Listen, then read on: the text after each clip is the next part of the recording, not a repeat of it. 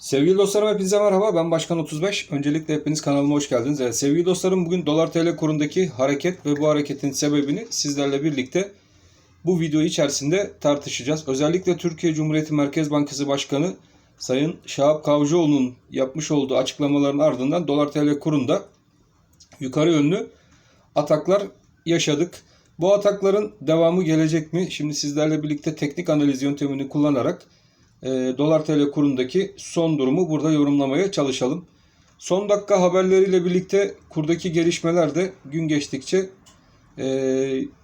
sert hareketlere yönünü bırakmaya başladı. Özel bizim burada kur içerisindeki sıkışıklığın 8.27-8.60 civarında gerçekleştiğini zaten biz de sizlerle birlikte burada takip ediyorduk ve bu öngörülerimiz doğrultusunda dolar TL kuru 8.27 ve 8.43 bant aralığında hareketlerine devam etti ve bugün itibariyle dolar TL kuru 8.48 seviyelerine doğru yukarı yönlü ataklarını sürdürdü. Türkiye Cumhuriyeti Merkez Bankası Başkanı Şahap Kavcıoğlu'nun özellikle bugün yaptığı konuşmada üstüne basarak değindiği çekirdek enflasyonun olağanüstü koşullardan ötürü önem kazandığını belirtti. Fakat ilerleyen dönemlerde yüksek enflasyonu beklediğini fakat faizlerde biliyorsunuz reel faizlerin önüne de geçti artık enflasyon. Şahap Kavcıoğlu da faizlerin bu çekirdek enflasyonun olağanüstü koşullardan dolayı yükseldiğini, bunun faizleri daha üst seviyeden ödenmesi gerektiğini düşünmediğini belirtti. Bunu piyasalar Merkez Bankası bir faiz indirimine gidecek şeklinde algıladı arkadaşlar. O yüzden dolar TL kurunda da yukarı yönlü hareketleri yaşadık. Bizler için dolar TL kurunda en önemli seviye şu an itibariyle baktığımız zaman 8.48 seviyesindeki önemli direnç bölgesi. 8.48 bölgesindeki direnç bölgesi yukarı yönlü aşılabilir ise bu söylemlerin devam etmesi durumunda yukarıda gene 8.58 seviyesindeki direnç bölgesine doğru dolar TL kurunda hareketler devam edebilir. O yüzden bizler şuradaki ilk etapta 8.48 direnci yakinen takibimizde olacak ve onun üzerindeki aralığımızda 8.58 bölgesinden geçen aralığımız olacak arkadaşlar. Bu söylemlerin devamının ben geleceğini düşünüyorum. Boşa söylenmiş laflar değildir. Özellikle Merkez Bankası Başkanı Şahap Kavcıoğlu'nun bugün yaptığı konuşmada swaplara da değindiği, swapların ise ülkeler arası alışverişi kolaylaştırmak için kullanılan bir yöntem olduğunu belirtti. O yüzden swap kapılarımızı da devamlı açık tutacak şeklinde açıklamaları da mevcut. Tabii piyasaların ilgilendiği kısım Merkez Bankası'nın herhangi bir faiz indirimine gidecek mi?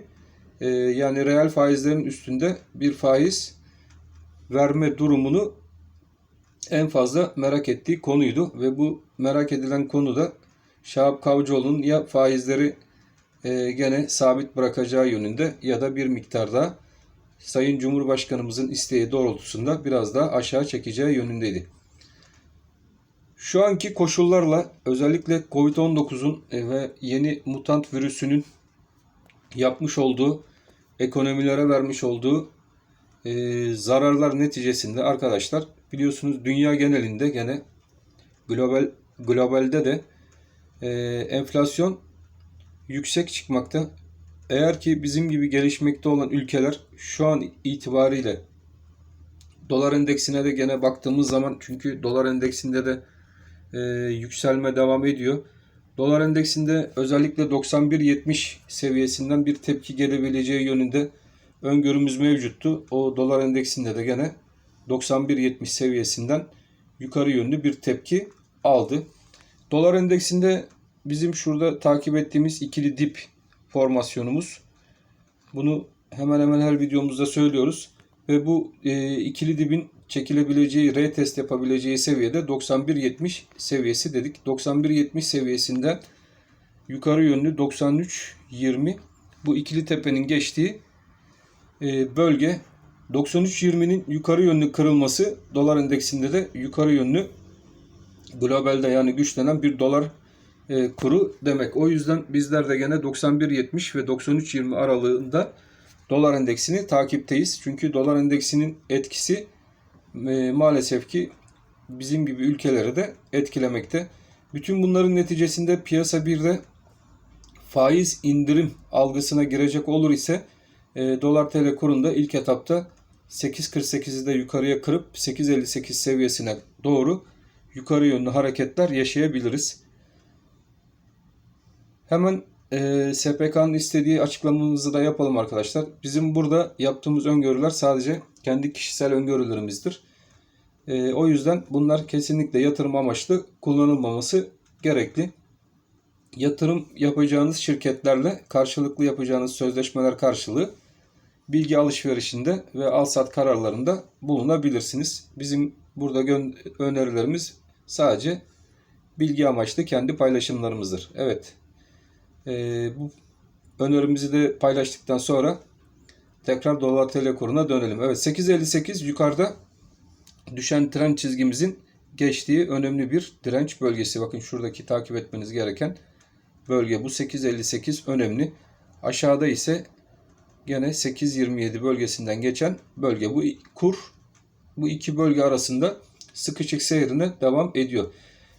Merkez Bankası faiz indirirse buradaki 8.58 yukarıya sert kırılabilir arkadaşlar. Bakın faiz indirirse 23 Eylül'de yapacağı para politikaları kurulunda bir faiz indirimine gider ise buradaki 8.58 bölgesi yukarı yönlü kırılır ise dolar TL kurunda da bir anda şurada 8.81 tekrardan zirvesi olan bu bölgeyi dolar TL kuru gidebilir.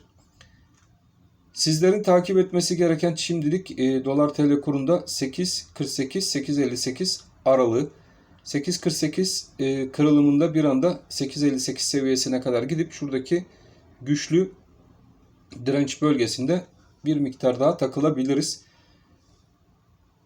Merkez Bankası'nın atraksiyonları devam eder ise şu koşullarda bir de bir faiz indirimi gelirse bir anda 8.81 ve onun üzerinde 9.15 seviyelerine doğru giden bir kuru da maalesef ki piyasa koşulları gereği bizlerin de izlemesi kaçınılmaz olacaktır. Stokastik indikatörümüz tekrardan yönünü yukarıya çevirdi. O da al sinyalini yakmış durumda. Henüz yakmış değil fakat EMA boynunu yukarı doğru çevirmiş durumda. Yani dolar TL kurunda bir kırmızı maviyi yukarıya kesmesi durumunda burada da tekrar kuvvetli bir al sinyali verme durumuna stokastikte girebilir.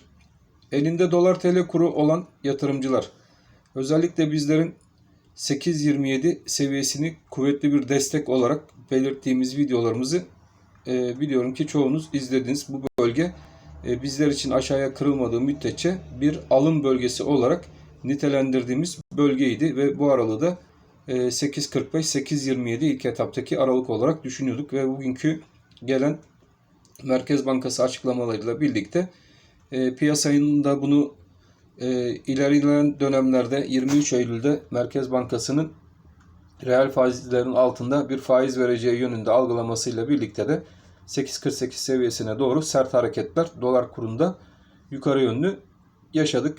Bunun devamında ilk etapta kısada 8.48 takibinizde olacak önemli bir direnç. Şuradaki 8.48 seviyesi takibinizde olacak önemli bir direnç. Özellikle Forex'i takip eden arkadaşlar aşağıda destek bölgeniz 8.38. Burası bir band aralığı. 8.48'in yukarı yönlü beklentiler doğrultusunda aşılması durumunda ise yukarıda 8.58 direnç bölgesi yine takibinizde olacak bir kanal aralığı olarak düşünülebilir. 8.58'in ise kırılması durumunda ana hedef bölgesi tekrardan yönünü 8.81 seviyesine doğru çeviren bir dolar TL kuru izlememizde kaçınılmaz olacaktır arkadaşlar. 8.27 zaten ana bölgemizdi. Buradan yukarı çıkışlar da beklentimiz dahilindeydi. Şimdilik 8.48'i takipte kalıyoruz. Gündem değişmediği müddetçe dolar TL kurunda da müdahaleler dışında geri dönüşler ancak alım fırsatı olarak değerlendirilebilir. Bakın, gündem değişmediği müddetçe, Merkez Bankası'nın savunduğu tez geçerliliğini koruduğu müddetçe gündemde değişmez. Dolar TL kuruna yapılacak her müdahale, geriye basma müdahalesi de piyasalar ve vatandaşlar tarafından alımla karşılaşılır. O yüzden de bu da bir fırsat yaratır arkadaşlar. Bizler ilk etapta 48'i takip edelim. Üzerinde 8.58 kırılması durumunda yukarı yönlü zirve olan bölgemiz 8.81'e doğru giden bir dolar TL kuru da izlememiz kaçınılmaz olur. Evet sevgili dostlarım, videomuzu da fazla uzatmayalım. Bugünkü dolar TL kurundaki yükselişin sebepleri, bunu videomuzda anlatmaya çalıştık. Kanalımıza bir beğeni atıp kanalıma dışarıda seyreden arkadaşların da mutlaka kanalımıza abone olmaya davet ediyoruz. Ben hepinizi çok seviyorum. Hepiniz Allah'a emanet olun. Hoşça kalın arkadaşlar.